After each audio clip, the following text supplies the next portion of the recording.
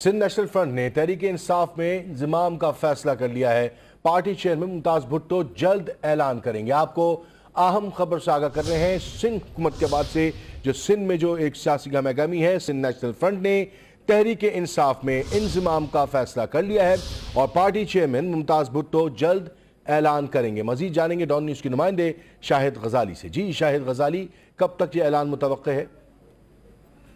जी अली हसन, ये देखिए अभी हैदराबाद के अंदर जो है सिंध नेशनल फ्रंट का जो एग्जीक्यूटिव काउंसिल का इजलास हुआ है, जिसकी सदारत सरदार मुमताज अली भुट्टो ने की है। और इस इजलास के अंदर इस बात का एजेंडा था कि पाकिस्तान तहरीक इंसाफ में शमूलियत की जाए या ना की जाए। तो सेंट्रल एग्जीक्यूटिव कमेटी ने इस बात का इख्तियार बात को फैसले को मानते हुए सरदार मुमताज भुट्टो को इख्तियार दे दिया कि वो इसका बाकायदा ऐलान कर सकते हैं। तो आज इस बात का फैसला हो गया कि पाकिस्तान तहरीक इंसाफ में सिंध नेशनल फ्रंट जो है दम हो जाएगी। इसका ऐलान जो है जैसे ही इमरान खान पाकिस्तान तहरीक चेयरमैन जो है वो आइंदा हफ्ते में या इस महीने के एंड के अंदर कराची आ रहे हैं, तो यह मुमताज भुट्टो के साथ मिलकर पाकिस्तान तहरीक इंसाफ में शमूलियत का बाकायदा ऐलान करेंगे।